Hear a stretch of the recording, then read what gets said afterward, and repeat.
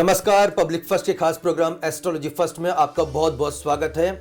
दर्शकों, आज एक बेहद ही गंभीर लेकिन बेहद ही रोचक विषय को लेकर आपका मित्र आशुतोष आपके सामने प्रस्तुत है। हमारा दुश्मन मुल्क और पड़ोसी पाकिस्तान, जी हाँ, पाकिस्तान 1947 से जब से अस्तित्व में आया है, उसका सिर्फ और सिर्फ एक ही मकसद रहा है, वो है भारत को परेशान करना। लेकिन अब यही पाकिस्तान अपने ही जाल में फंसता चला जा रहा है। आखिर उसके पीछे क्या वजह है और आने वाले दिनों में पाकिस्तान के कितने बुरे हालात होने जा रहे हैं, चर्चा करेंगे प्रसिद्ध ज्योतिषाचार्य आचार्य राजेश जी से। आचार्य जी, आपका बहुत बहुत स्वागत है। धन्यवाद। जब भी पाकिस्तान का जिक्र आता है तो मन में काफ़ी जो जिज्ञासा है वो आने सामने आती है। और जब से हमने भी जन्म लिया है तब से पाकिस्तान की करतूतों के बारे में सुन सुन के कान पक जाते हैं और मन करता है कि इसको कब सबक मिले। तो क्या आचार्य जी, वो सबक जो असली जो बड़ा सबक सिखाने का वक्त आ चुका है? पाकिस्तान के अब जो है करतूतों का उसको सिला मिलने वाला है? समय तो देखो, जैसा आप करोगे वैसा आपको भरना पड़ेगा, ये तो निश्चित होता है।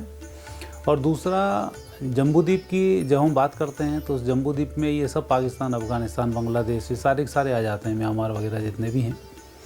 और जम्बूद्वीप जब भी टूटता है फिर ऐसे ही खंड खंड हो जाता है, फिर एक शासक कोई आता है और उस जो खंड खंड होता है वो फिर लोग खुद ही अपने आप जुड़ना शुरू हो जाते हैं। तो यहाँ एक बहुत ज़्यादा युद्ध बड़े उस तरीके के लड़ने की आवश्यकता नहीं होती है।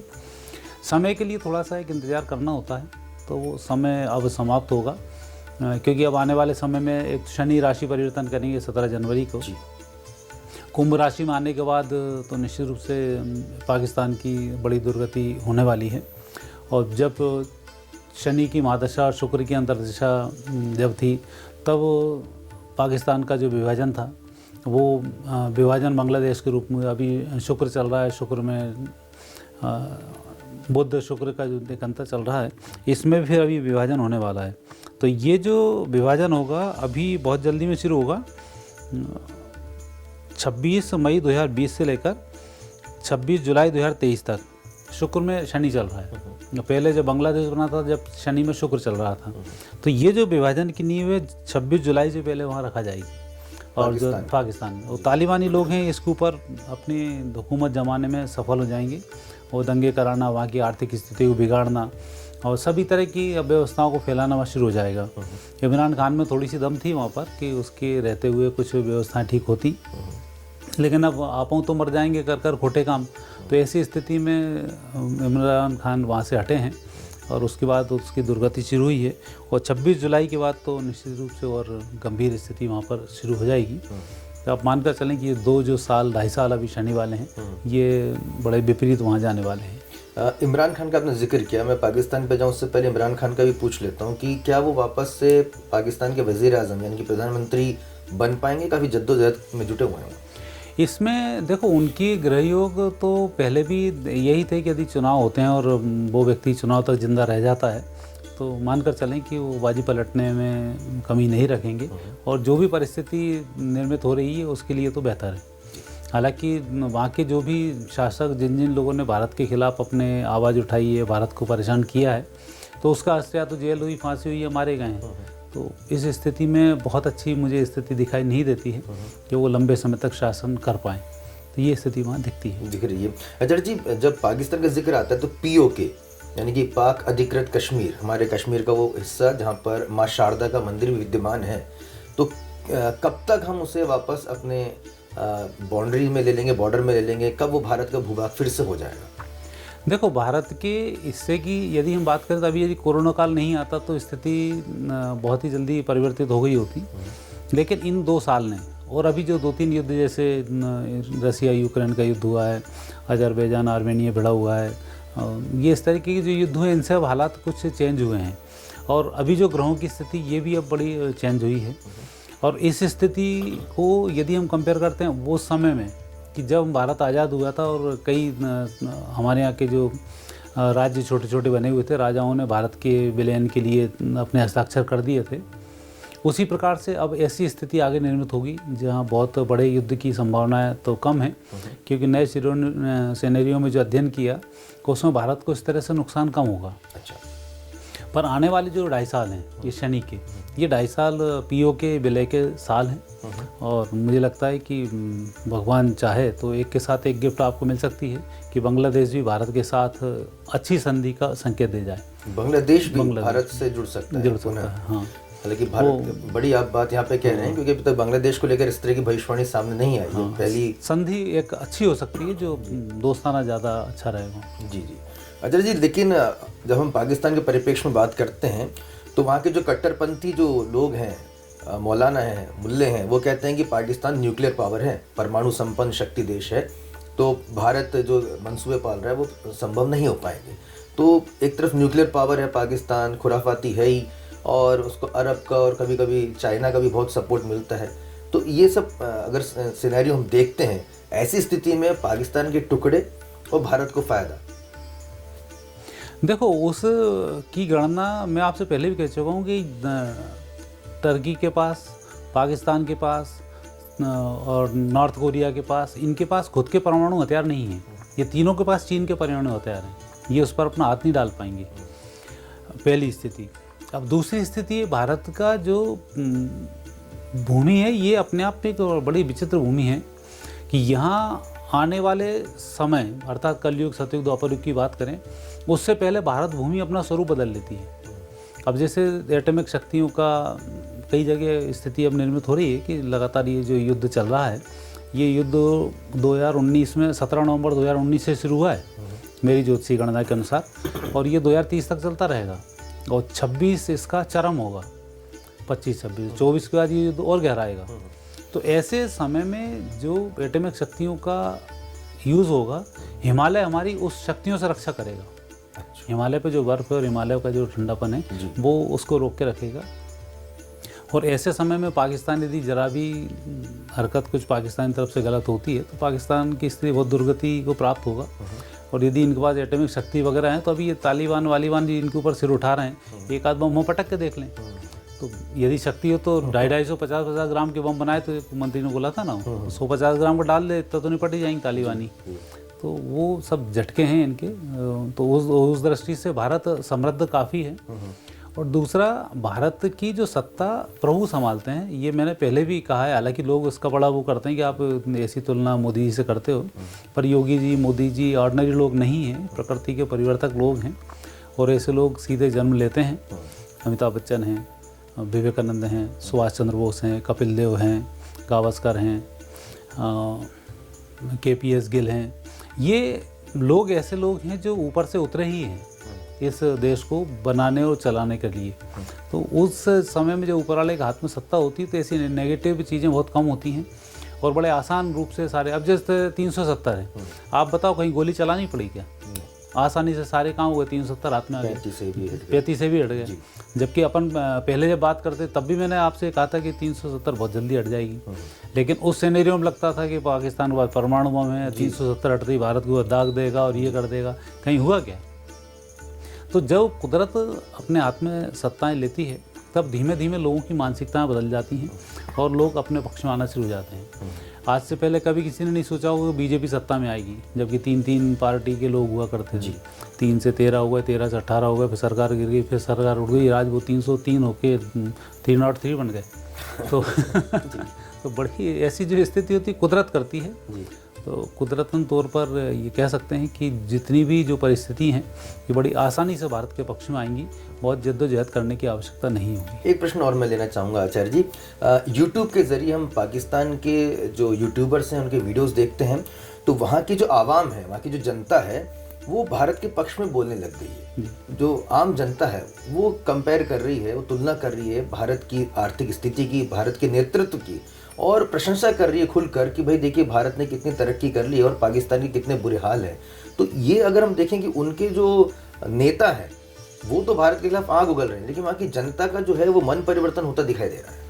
देखो, नेताओं का काम तो आग उगलना और उगलवाना ही रहता है, क्योंकि इनको राजनीति करनी है। और ये नेता हर नेता एक जैसे ही होता है, उसको कोई आप मान के नहीं चलेगा वो राजनेता है और आपके परिवार का तो आपका भला कर देगा, कभी वो अपना ही भला सोचेगा, उसको उस चीज़ से मतलब नहीं होता है। जहाँ तक जनता का सवाल है, परिस्थिति क्या होती, जैसे महाभारत का समय आया, उस समय में, या रामायण काल का समय आया, उस समय में जो सत्ता के साथ जुड़ जाता है, जैसे कई अच्छे लोग होते हैं, अच्छे लोगों पे आप अत्याचार करोगे, मालूम पड़ा कि आप मुख्यमंत्री बन गए, आप उसका घर तोड़ा दोगे, तो मजबूरी में ठीक है बीजेपी को वोट दे देगा, मजबूरी है कांग्रेस को वोट दे देगा। लेकिन जब मूल स्वरूप आएगा तब वो फिर उसी को वोट दे देगा। तो आदमी की जो अंतरात्मा है वो देव प्रकृति के साथ अपने आप जुड़ना शुरू हो जाती है। ऐसा नहीं कि आप मार ठोक के आपने मुसलमान बना लिए, लेकिन उनकी अंतरात्मा तो सत्य के साथ जाती है, वो सत्य का गुणगान भी करती है, और जब मौका मिलेगा तो वापस वो कन्वर्ट हो जाएंगे।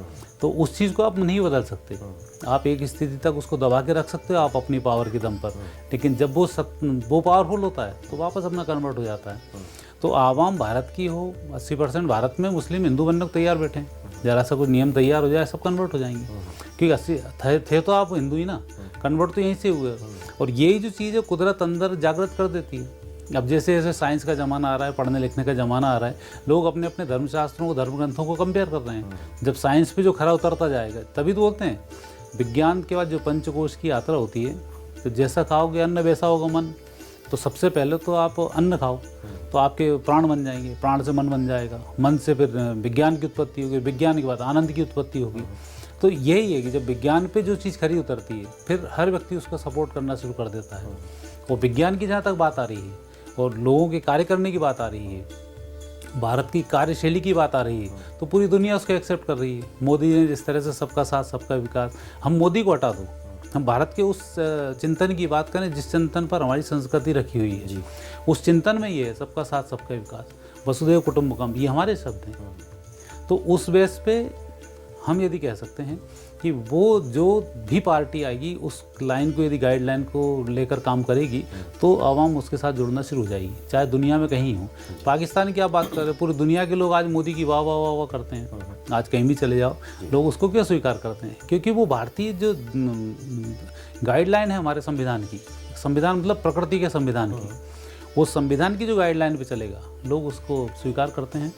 और इसलिए भारत विश्व विजय की जब हम बात करते हैं ना, इसलिए करते हैं कि भारत का संविधान विश्व विजय दिलाएगा। आचार्य जी, 17 जनवरी से आपने कहा कि शनि महाराज जो है राशि परिवर्तन कर रहे हैं, तो पाकिस्तान के बुरे दिनों की शुरुआत के पहले संकेत किस तरह से देखने को मिलेंगे? और ये पूरा घटनाक्रम जो है अगर हम समय सीमा के अगर आप से बताना चाहें तो कब तक जो है पूरी तरह से परिणति में तब्दील हो जाएगा और हमें विश्व के नक्शे में कुछ परिवर्तन देखने को मिलेगा? देखो, इसके संकेत मिलने का जहाँ तक सवाल है, ये संकेत मिलना शुरू हो गए 26 मई 2020 से।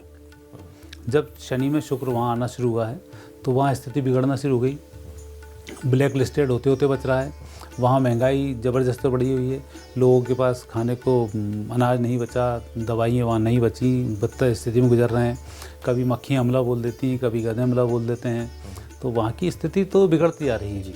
पर अभी की जिसकी आप बात कर रहे हो, अभी परिवर्तन होना शुरू हुआ है। वो परिवर्तन आया कि तालिबानियों ने उसको मानना शुरू कर दिया जी। अब तालिबानियों का जो आतंक है ये मई तक चलता रहेगा, ये मई तक धीमे धीमे प्रयास करेंगे, और मई के बाद इसके ऊपर अटैक कर देंगे पाकिस्तान। हाँ, पाकिस्तान के ऊपर। अब पाकिस्तान के ऊपर तो सांप से सुंदर का खेल है कि जिसको उसने पाला उस पर कैसे हथियार उठाएगा वो। तो सबसे पहला तो यही है कि जो शत्रु यदि आप पाल के रखोगे तो वो आपके घर को ही नष्ट करेगा। इसलिए भारतीय संस्कृति में यदि आपके घर में कोई गुंडा होता है तो उसको लड़कियाँ नहीं मिलती हैं, और उस संस्कृति में यदि कोई गुंडा होता है तो लड़कियों पर लड़की मिल जाती है। 4 और 8 और 16 विवाह करने को लोग तैयार बैठे रहते हैं। तो ये एक बड़ा विचित्र अंतर है। तो यही तालिबान अब 2023 में मई के बाद से 26 जुलाई 2023 के बाद 26 जुलाई 2023 इसके बाद से चेंज होगा। आप एक चीज़ और बताऊँ आपको, अभी कई लोग अपनी तारीखों पे कमेंट्स कर जाते हैं। ज्योतिष में ऐसा होता है कि ये जो गणनाएं होती हैं ये एकदम वाली नहीं होती। जैसे हम किसी व्यक्ति के बारे में बात करें कि 20 तारीख को चंद्रमा चेंज होगा, तो एक व्यक्ति को 20 तारीख को चंद्र चेंज होते 21 तारीख को पैसा मिल जाता है, 20 तारीख को घटना घट जाती है, 21 तारीख को घट जाती है। ये व्यक्तिगत कुंडली में ऐसा होता है। लेकिन जब देश दुनिया की जब बात करते हैं तो उस तारीख को कुछ ना कुछ ऐसा घटित हो जाता है जिसके रिजल्ट आने वाले समय मिल जाते हैं। तो जो 26 जुलाई से समय शुरू होगा और 26 मई 2026 तक चलता रहेगा, तो ये जो 3 साल हैं, इन 3 साल में इसके विघटन की इमारत लिखा जाएगी कि वो देश की जो स्थिति होती है वो लाखों सालों तक चलता है। एक व्यक्ति की जो उम्र होती है 120 साल होती है, उस पर जैसे ही हम घटना बोलते हैं कि आपकी शादी इन 6 महीने के अंदर हो जाएगी, तो 6 महीने के अंदर हो जाएगी। लेकिन दूसरे देश से टाई अप कब होगा? यदि हम 6 महीने की बात करते हैं तो 6 साल भी लग सकते हैं। जैसे रूस से हमारी दोस्ती पहले से है, अमेरिका से दोस्ती होने में 45-47 साल लग गए। तो वो जो अंतर दिखता है वो उस तरह का अंतर दिखता है। तो दोस्तों पर्टिकुलर तारीख पकड़ कर मत बैठना, लेकिन जो मैंने तारीख बोली है आपसे 26 जुलाई 2023 से 26 मई 2026, इसके बीच में ये घटनाएं घटित होंगी जिनकी आपसे बात कर रहा हूँ। बहुत बहुत शुक्रिया आचार्य जी, आपने पाकिस्तान को लेकर बहुत ही विस्तृत यहाँ पे विश्लेषण किया है। यानी कि 26 जुलाई 2023 यानी कि कुछ महीनों बाद से ही अगले 3 सालों तक शनि का जो राशि परिवर्तन हुआ है वो पाकिस्तान के लिए कहा जा सकता है कि उसको अब न्याय मिलेगा। बुरा नहीं कर रहे हैं शनि महाराज, वो पूरी तरह न्याय कर रहे हैं और उनको पाकिस्तान के वासियों को और पाकिस्तान को उनके करने की सज़ा मिलेगी। और पाकिस्तान के जो हालात इस समय जो में तस्वीरें सामने आ रही हैं, वहाँ पर जिस तरह से महंगाई बढ़ रही है, जनता सड़कों पर उतरी हुई है, राजनीतिक उथल पुथल मची हुई है, उससे निश्चित तौर पे समझ में आ रहा है कि ये तूफान आने से पहले अगर ये हालात हैं तो आने वाले दिनों में क्या कुछ होगा। हमारी इन तमाम घटनाओं पर नज़र लगातार बनी रहेगी। समय समय पर हम अपने प्रोग्राम के ज़रिए ज्योतिषीय गणना लेकर आपके सामने प्रस्तुत होते रहेंगे। आपको आचार्य राजेश जी के साथ हमारे एपिसोड कैसा लगा, आप हमें कमेंट करके ज़रूर बताइएगा। पब्लिक फर्स्ट पर खबरों का सिलसिला लगातार जारी है। आप देखते रहिए पब्लिक फर्स्ट, सर्वदा भारतीय।